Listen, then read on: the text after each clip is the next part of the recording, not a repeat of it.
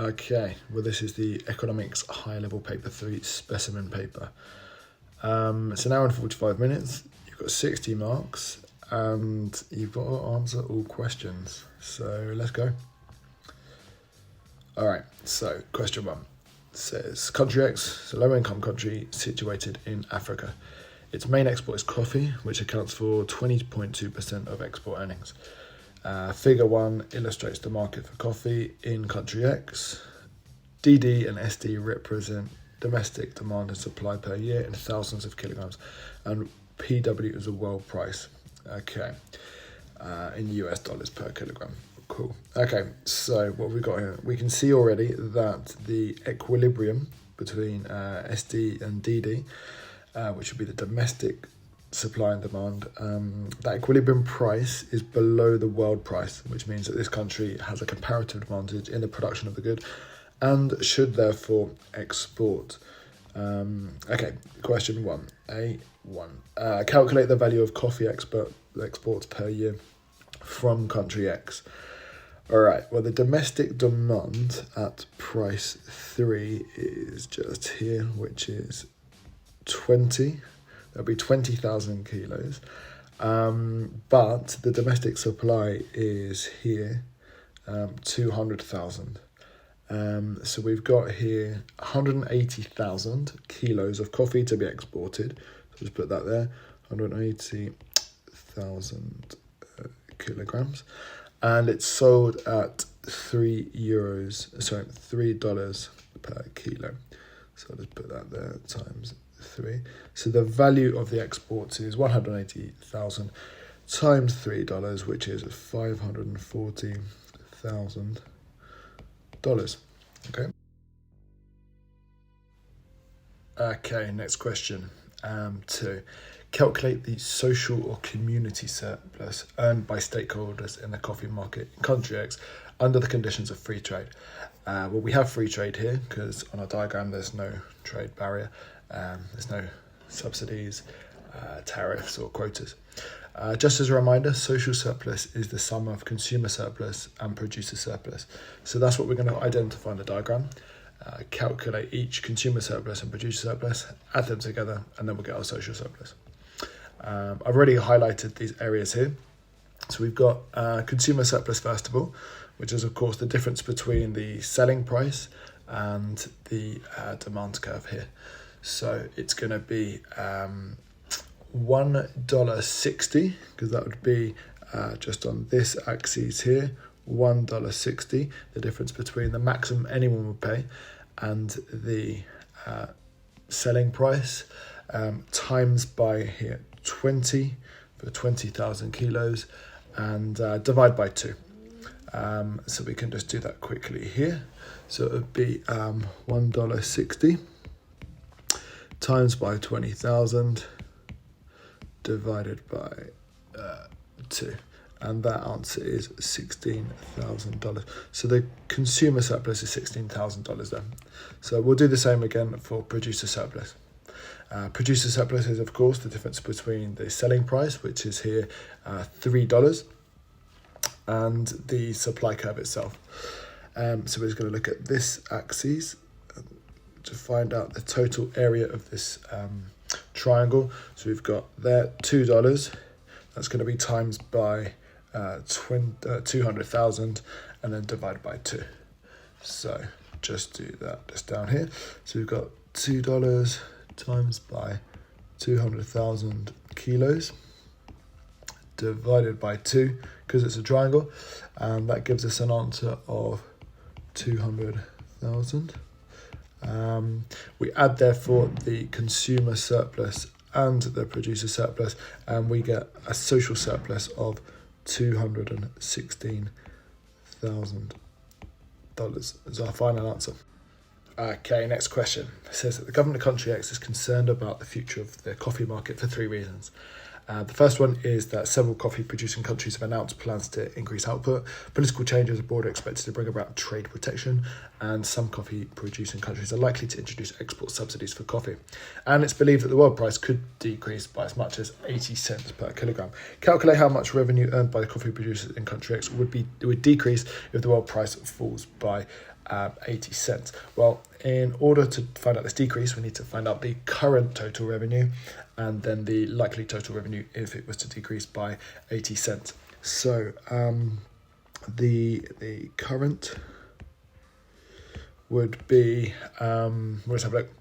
What have we got? We've got a price of $3 and 200,000 kilos are sold. So this would be $3 times by 200,000 kilograms, and that gives us $600,000. So that's the previous total revenue.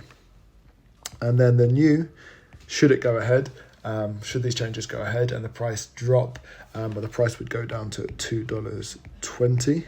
And let's just see how many would be produced at $2.20. At $2.20, you can see here, which I've just marked on in pink, we go along, let's say the supply curve, only 120,000 would be sold in that case. Right, so we got $2.20 times by 120,000 kilograms, and that gives us an answer of $264,000. Well, the difference between these two, if we just subtract them, will give us the decrease. So that's going to give us 336,000 US dollars decrease. That is the answer for 2 out of 2. Okay, macroeconomics now. Table 1 shows selected economic data for country X in 2016. It says in 2016 the population was 41.5 million. Using the information from table 1, calculate the GDP at US in US dollars using purchasing power parity. So country X here, we've got a GDP per capita of 1,717 US dollars, and the population is 41.5 million. Okay, so if we times those two together, that's going to give us a final answer of $71,225.5 million, and that is going to be the GDP in US dollars, purchasing parity value for 2016. So it's just the per capita times by the population. Okay, so next question says define the term current account balance. Okay. The current account balance, of course, refers to the net income from the trading goods and services plus other income flows. That's for 2 out of 2. Okay, question 4. Using an example, explain the importance of presenting GDP per capita statistics at purchasing power parity. Right, well, in the first instance, I'm going to explain the importance of GDP per capita and the use of purchasing power parity statistics. So to do that, I've said per capita GDP values take the size of the population into account and allow for international comparisons when populations are different, which, let's be honest, is just all the time. No population is going to be exactly the same. PPP values take the relative cost of living into account and make country-to-country comparisons more viable. Okay, now I'm going to go on to say, with an example, the relative importance of this. So, for example, a country with a high cost of living and a small population may have the same GDP as a country with a low cost of living and a high population. When accounting for population and cost of living, we can therefore better compare living standards. Question 7. Assume the price of coffee is $2.20 a kilo and calculate the price elasticity of demand for coffee in country X if it were to fall from $2.20 to $1.40. Well, for this we're going to need the price elasticity of demand formula, which is the percentage change in the quantity of value divided by the percentage change in the price. But we can do the percentage change in price already without needing figure 1, so let's go. The new price is $1.40. The old price is $2.20. We divide it by the old price, which is $2.20, times by 100, and that gives us an answer of 36.36%. That's a 36.36% decrease in the price. Well, we'd expect the quantity demanded to increase, but by how much? Well, we need the table for that. So let's go up, not the table, the graph, sorry. Here we go. So the price goes down from 220 to 140, and the quantity demanded goes up from 30 to 40. So as expected, it increases thanks to the law of demand. So we're going to go the new quantity, 40, minus the old, divided by the old, times 100. And that gives us a 33% increase in the quantity demanded. So let's just plug this into a formula. So therefore the price elasticity demand equals 33%, that's plus, divided by 36.36% full equals 0.92. There's a minus sign there, but we don't really need it. This would indicate that it's inelastic because it's less than 1. So question 8. It's a 4-mark question, and it says using at least 2 items of information provided, explain why the government country X should be very concerned about the prospect of a fall in world coffee prices.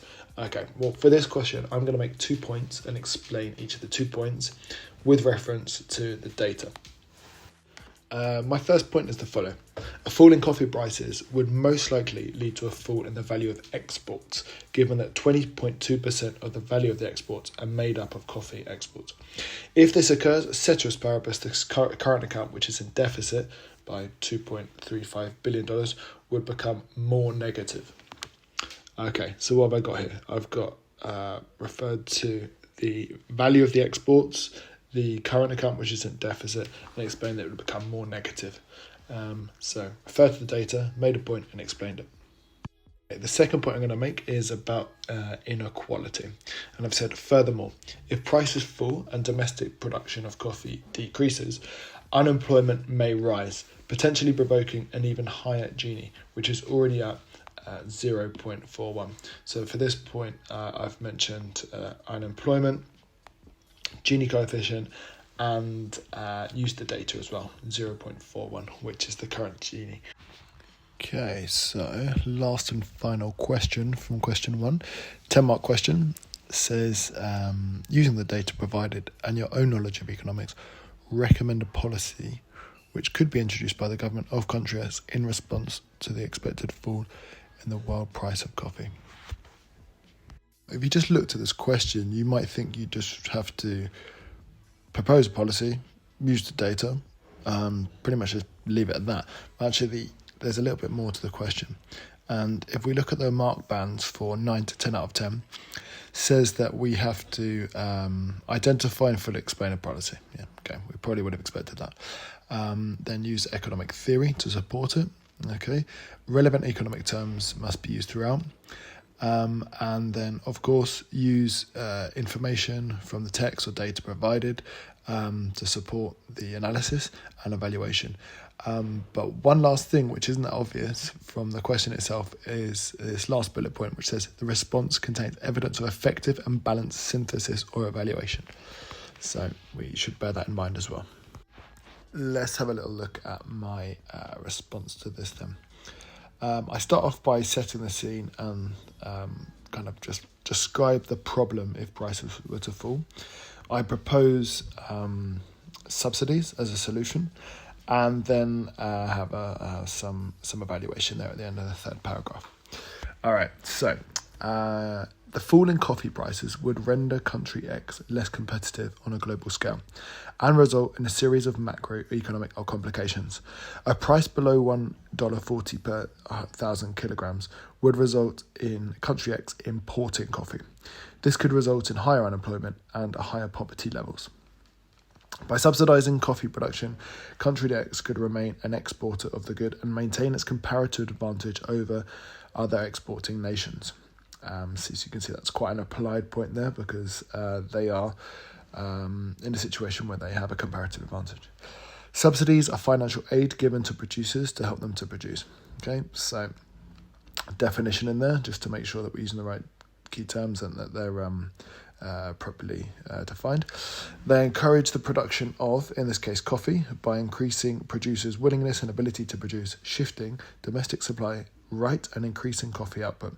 This can help country X compete with the trade protectionism measures mentioned, such as subsidies. Subsidies would likely be a preferred method of trade protectionism over quotas and tariffs, given that even at the predicted decrease price of $2.20, country X is a net exporter of coffee.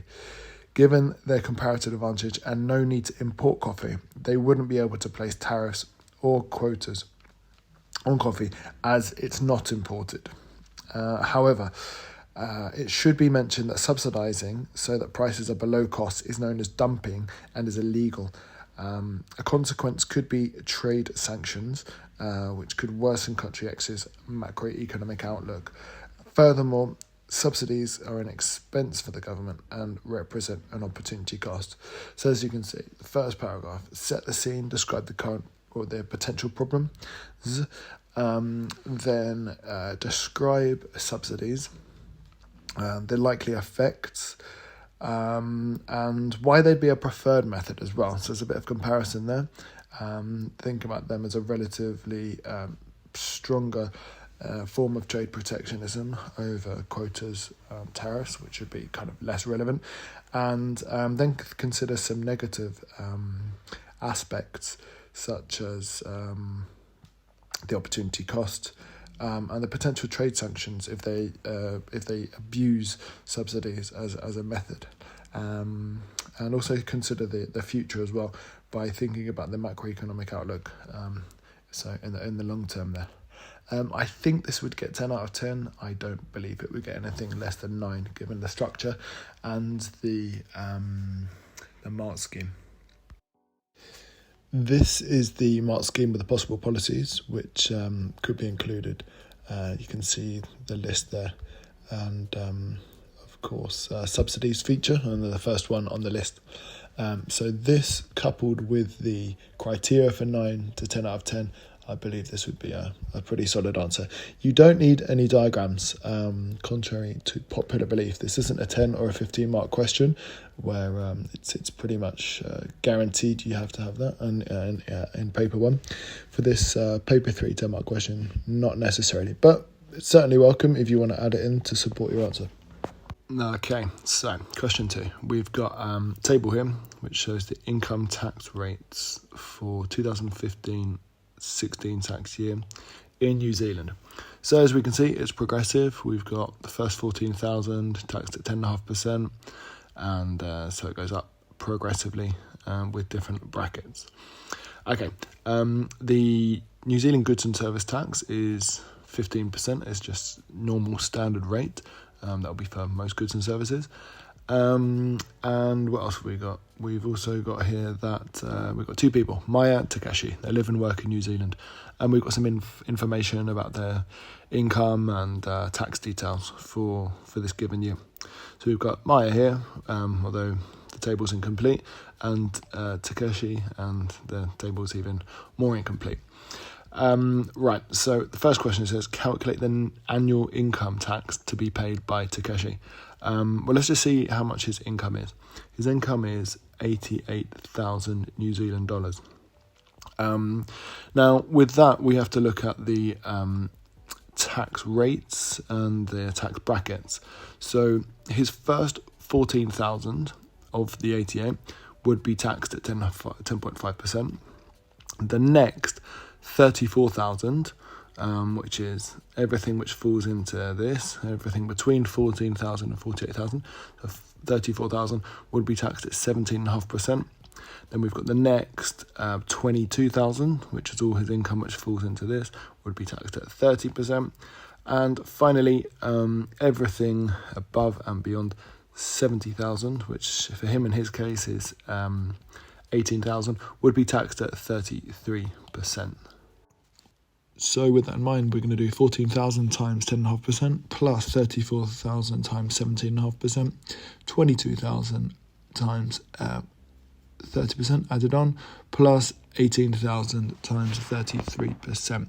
And that's going to give us a total of 19,960. So that's the annual income tax for Takeshi. Right, this next question for 2 marks is actually harder than it looks. It says calculate the goods and service tax paid by Takeshi per year.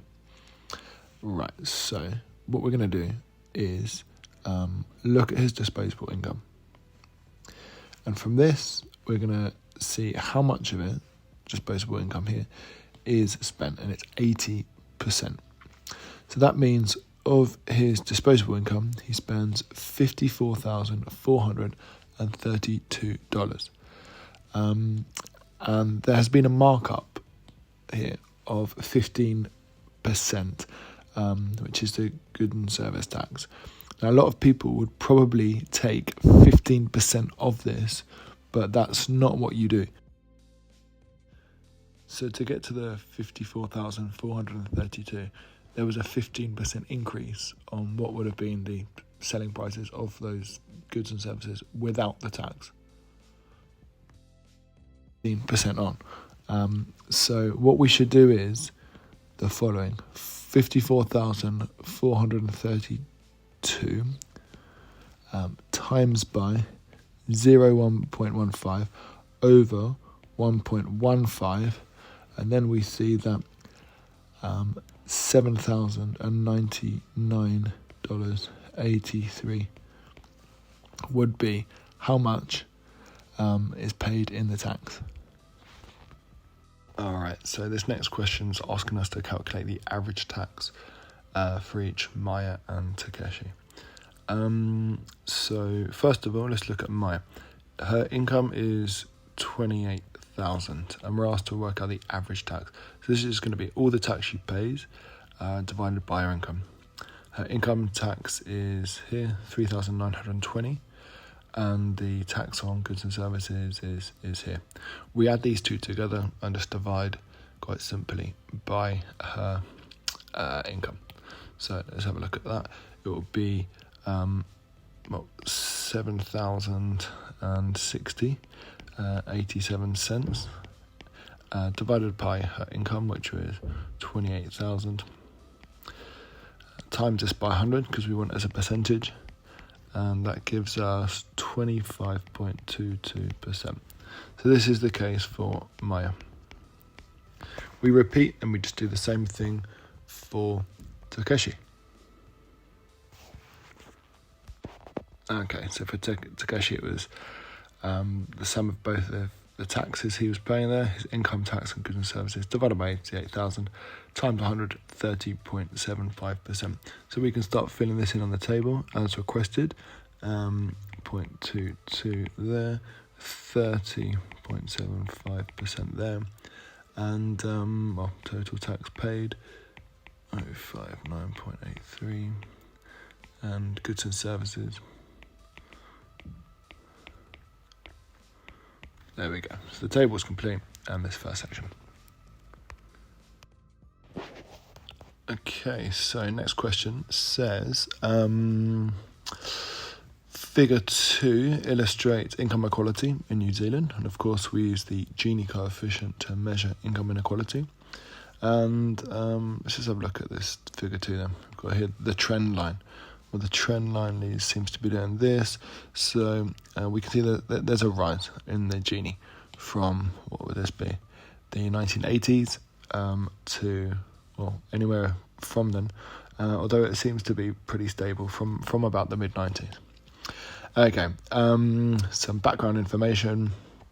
And it says, referring to the change in New Zealand's Gini coefficient shown in figure 2, outline one possible reason. Well, I've said here, a rise in the Gini in New Zealand, and that would be referring to the change shown in figure 2 here. This may be due to a regressive tax or less progressive tax system, which results in relatively lower disposable incomes for those receiving lower income. So the poorest in society. Okay, question 5. Explain the likely impact on New Zealand's Gini coefficient if the government increased the rate of its goods and service tax to 20% in 2017. Let's just remind ourselves what this actually is. This is an indirect tax. It's a tax on goods and services, and it's actually regressive. It's kind of a misconception that everybody pays the same, but whilst everybody would pay the same amount on a given good or service, that percentage of tax compared to income is actually higher for lower income households. So actually the tax is regressive, and if it goes from 15 to 20%, it would become more regressive, leaving the poor even worse off. So as a result, this regressive tax would become more regressive. The low income households would be most hurt, and therefore the Gini coefficient would, ceteris paribus, increase. Okay, so I've said an increase in the GST from 15 to 20% would decrease the disposable incomes of New Zealand's population. This regressive tax becomes more aggressive, given that the increased prices are suffered most by those on lower incomes. The relatively larger decrease in spending power amongst the poor leads to a higher Gini coefficient than the more recent 32.5. So I've referred to the data, and it's all very specific to this particular case. Right, next up, we've got here table 4 and 5, which provide information about diabetes in New Zealand.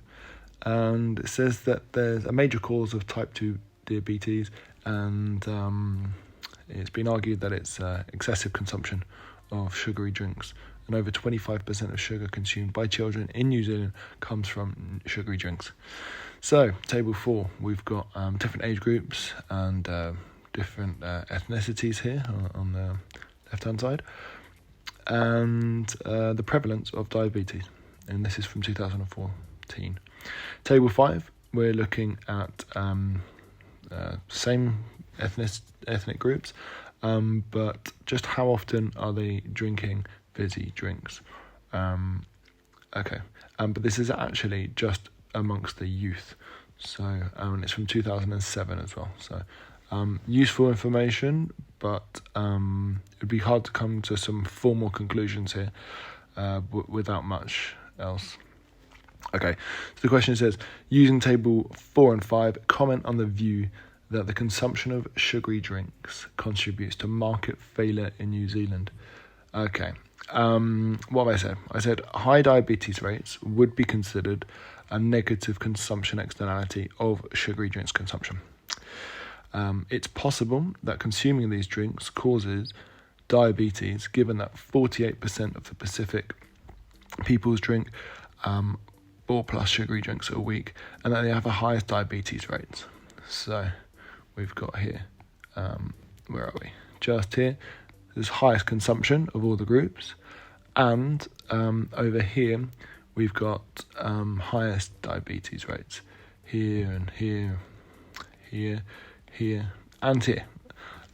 So that kind of goes with the argument, and that market failure does occur because of the negative consumption externality.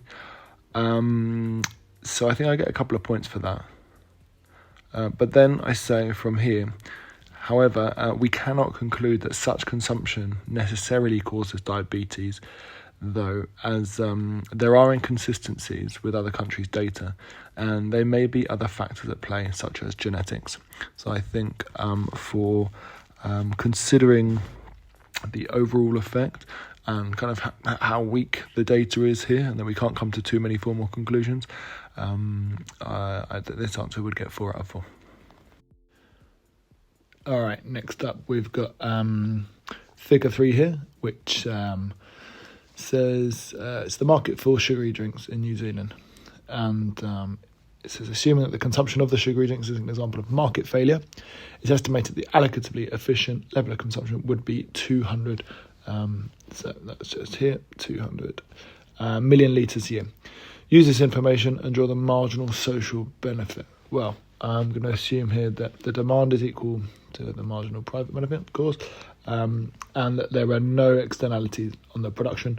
So we've got marginal private cost, marginal social cost, and I'm just going to draw a line over here like so, and this is going to be the marginal social benefit.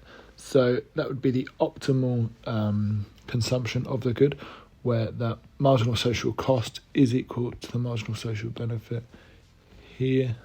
So the equilibrium would be 200. Okay, so I've done that for 1 mark.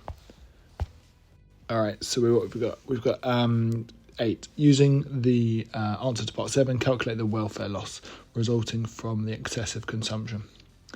Right, well, I've already shaded it in, and it's this triangle here. So really, it's the free market equilibrium, 320 million litres, and we have to minus the socially optimal level, which is going to leave us with 120, times it by $1.20, which is this vertical difference just here, and divide by 2 because it's a triangle. A lot of people, including myself once upon a time, find it quite hard to identify the welfare loss. If in doubt, it's always going to be the difference between marginal social cost and marginal social benefit, and it's the triangle which points in the direction to where the socially optimal point is here. So it's this triangle, difference between the two, and pointing in this direction. Okay, so with that in mind, 120 million times $1.20, 120 million, that's litres, times by $1.20, divide all of that by 2, as it's a triangle, and we're going to have a total there of $72 million, and that's New Zealand dollars. Okay, done. Finally, then, the last 10 marks are going to come from this short essay question. It says, using the data provided and your knowledge of economics, recommend a policy which the New Zealand government could introduce to address the overconsumption of sugary drinks. All right, well, we know the approach from the previous question. We're going to identify a policy, explain it, with context, of course, which in this case is New Zealand. So it'd be very applied, lots of key terminology, and finish up with relative strengths and weaknesses and evaluating the policy itself. Let's have a little look at what I've done then. So the first paragraph, I've said the overconsumption of sugary drinks, a demerit good, leads to negative consumption externalities, which may include extra pressure on the health system or a less productive labour force. So I've kind of set the scene here, said or suggested that negative consumption externalities are associated with the consumption of sugary drinks. That's what makes them a demerit good, and given examples of the negative consumption externalities. Then I've gone on to say these externalities can be reduced through through the use of indirect taxes. These have been imposed already in Mexico with measurable success. So I've used a good policy, indirect taxes. It's relevant, it's in the syllabus, it's definitely on the mark scheme, and I've related it to the real world as well because I mentioned Mexico, which is a place where I know they've already done this.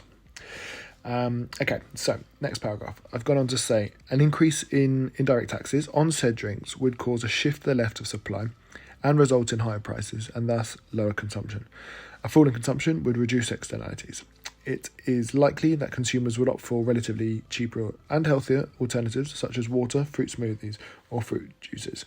So I go on to say in this paragraph really the effects of the indirect taxes on the market and the impact it's going to have, or the immediate or the close impact it's going to have really within the market on the consumers. In the next paragraph, I go into a little bit more depth and think about how other stakeholders are affected. So I say an indirect tax of $1.20 would help the government to increase their government budget. This is another stakeholder now. The extra revenue could be spent on further reducing consumption through the use of nudges, such as Nutri-Score labelling on the drinks themselves, or even subsidising healthier substitutes, for example, low-calorie flavoured alternatives. So I'm thinking here now about different stakeholders, and what could happen kind of more long term as well, thanks to the revenue. So this could be considered a form of evaluation. It should be mentioned that these taxes are regressive and affect the disposable incomes of the poor the most. Okay, so I'm now thinking about relative weaknesses. This may cause problems in terms of income inequality, which has already seen an increase in recent years, as well as poverty rates. So this here is a very applied point, because that was a part of a question earlier before, which mentioned the increasing Gini coefficient within the country. Then finally, for this reason, if New Zealand is to impose higher indirect taxes on sugary drinks, they must ensure that that those on lower income, disposable income, is not too negatively impacted, as their quality of life and access to merit goods could be compromised.